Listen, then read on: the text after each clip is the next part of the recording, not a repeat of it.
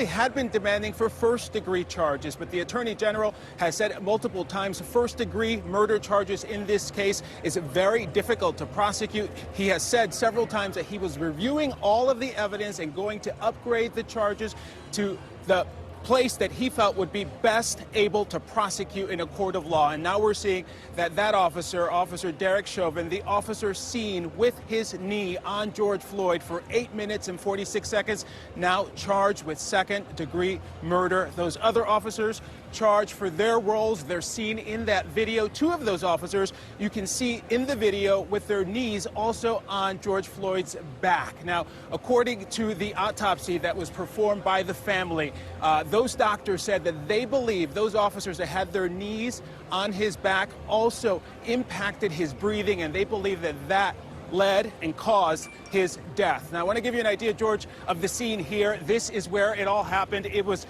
just to the side here, to the left of me, behind those that red orange sort of fencing there. That is where George Floyd's body was. And you can see there's a number of balloons and flowers here. It has become a memorial, and you can see all of the people here. Thousands of people have been coming here the last week to pay their last respects, including, of course, his brother Terrence, who very emotionally came here and laid on the ground right there, that spot where he took his last breaths, and prayed to his brother. He prayed that he would give him strength. He prayed that he would be able to bring change. His brother also here from that spot. Earlier today from this spot, we also saw his son, Quincy, who came here for the very first time to not only address the protesters, but he kneeled down and he also prayed to his father. Their attorney, Ben Crump, spoke here. They addressed the crowd, and they said that these charges were something the family wanted to see well before the memorial that is scheduled to be held here in Minneapolis tomorrow afternoon. They said it was important as they head to this memorial to remember their loved one, that they understand and that they know in their hearts that these officers had been charged, and that's what we're seeing right here, right now, George. Alex Perez, thanks. We're joined on the phone now by Benjamin Crump, the lawyer for the Floyd family. Mr. Crump, thank you for joining us. Your reaction to these new charges? Well, the reaction is the family is relieved, George, that Attorney General Keith Ellison worked expeditiously to make sure these officers would be arrested before they began to memorialize George Floyd tomorrow here in Minneapolis, Minnesota. And they are thankful to all the people who use their voices to demand equal justice. And how is the Floyd family doing now, Mr. Crump? They're doing as well as can be expected, considering that they're preparing to lay George to rest, even though they never could have imagined that he would die such a horrible death, George. It is, you couldn't in your worst nightmare imagine that your loved one would die at the hands of the police, the people who have sworn to protect and serve him, with their knee on his neck and two knees in his back, where he was starving for air, and he begged them, telling them, "I can't breathe," and they offered him no humanity. So as our pathologists, independent pathologists, Dr. Michael Biden and Dr. Alicia Wilson, concluded George died from mechanical asphyxiation. He was starving for air. He needed a breath. So George's family is asking, and I am imploring everybody to take a breath for peace this week, take a breath for justice this week, take a breath to help heal our country, but most importantly, take a breath for George Floyd.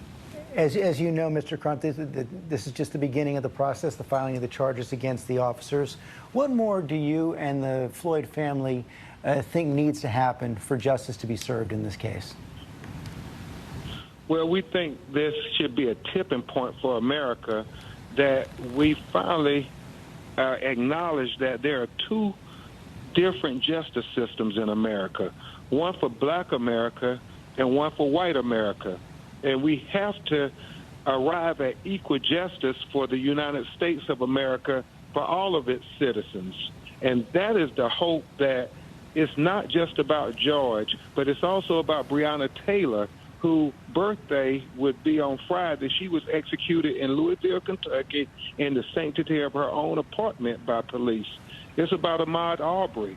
It's about so many other countless hashtags that are killed and marginalized in life and in death, where they never get the justice that Thomas Jefferson talked about when he said we hold these truths that all men are created equally. Benjamin Crump, thank you very much for your time this morning. I know you have some heavy days ahead. I want to bring in our Chief Justice correspondent up here, Thomas, for more on this as well. Pierre, one of the things we heard from Keith Ellison, the Attorney General of Minnesota, as he was contemplating bringing these charges, he was cautioning the public these cases are difficult to win. They are indeed, George, because part of what you have to do is get into the mind of the officers. What was their intent? Were they trying to kill him? Were they trying to do it? Now, the time lapse is going to be critical, and I think you're probably going to see the Attorney General for the state of Minnesota speak to that issue in terms of upgrading the charges to the second-degree murder charge. But there's also a parallel federal investigation going on by the FBI and the Justice Department. One of the things sources are emphasizing there as well, you have to be able to prove that the officers intended to violate the rights of Mr. Floyd. Now, George, last week when the charges were announced against the first officer who had his knee on the back of the neck of Mr. Floyd, there was an element in the case that got overlooked by a number of people. It shows that for some reason, and again, we don't know what the reason was race involved? Unclear. They viewed Mr. Floyd as a threat very quickly, because I was looking at the complaint and it says, quote, one of the officers identified as Officer Lane, quote, began speaking with Mr. Floyd. And as he did so, he pulled out his gun and pointed it at Mr. Floyd's open window and directed Mr. Floyd to show his hand. Now, remember, the key here is that Mr. Floyd was being accused at that point of using counterfeit cash to steal or buy cigarettes. Right. And Pierre, of course, the big difference in this case is that videotape, almost 9 minutes long. The whole country has now seen it time and time and time again. You've got to believe that could be eminently persuasive to a jury. Absolutely, George. What it shows is that the officer had time to think about it. I was talking to a former law enforcement official last night who's been involved in arrests before, and he said, Pierre, when you have your knee on someone and you're in physical contact, you can literally feel the person breathing. You can literally feel their body. And he said, when you have that amount of time, that is something that the prosecutors are going to focus on over and over again, George. And talk a little bit more about what we're expecting now from the federal government, a civil rights investigation. And of course, you're seeing new calls across the country now and in Washington for more reforms of policing, including potentially a ban on those kind of chokeholds, those kinds of restraints you're seeing the officers use right there. Yes, sir, George. Here's the key. The Justice Department investigation, the FBI investigation, again, is parallel to the state case. They're looking for additional videos. They're talking to all the witnesses that were involved in the case, and they're doing a very detailed background check on all these officers, looking at the kinds of complaints, if any, that were filed against them, looking at whether those complaints involve bias. That will give them a sense of whether, again, that they had a issue with black people in terms of how this arrest was made or not. And as you said, this particular type of hold, which the Justice Department has done a study about a few years ago, expressing concern that it was problematic for many years. So a number of departments have been moving away from that kind of hold. And I think now that you've seen this kind of horrific death, at the very least, any departments using it now have to be second-guessing the use. Okay, Pierre Thomas, thanks very much. Let's bring in our senior White House correspondent, Cecilia Vega. Cecilia, the president's been active on Twitter for much of the last 24 hours. Any reaction yet to these charges? Not yet, George, but, we did just wrap up a press briefing at the White House that really, with the press secretary, that really gets at the heart of what Mr. Crump was just telling you, that this is a tipping point for the country, and that he and the thousands, the tens of thousands of people that we have seen march across this country day in and day out for the past week are demanding that these institutional racism, questions of racism in the institution and the justice system be addressed. And we're not hearing that coming from the White House at this point. point anyway. In fact, the press secretary was repeatedly asked just a few minutes ago whether President Trump believes that there is an institutional problem, whether Black Americans are treated differently by the justice system, by law enforcement. And she would say simply that she believes that the president believes that there are instances of injustice, but she would not go as far as to say whether there is an institutional problem. And frankly, George, that is something I think that will be frustrating and has been frustrating to many of the president's critics. They have been looking to hear him go further, a step further, and at least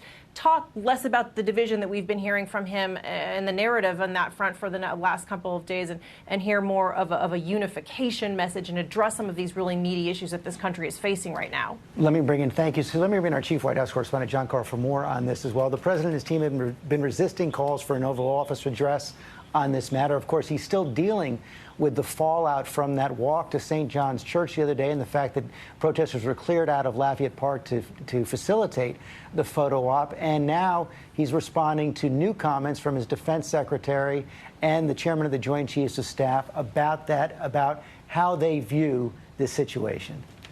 Well, the Defense Secretary Mark Esper held a press conference, George, earlier today, where he seemed to be walking back some of his involvement in this, specifically on the march, the walk over to St. John's Church. The Defense Secretary said, after some comments suggesting he didn't even know where they were going, said he did know where they were going, but he did not know that it was for the purposes of a photo op. He also said that he is opposed to the idea of invoking the Insurrection Act.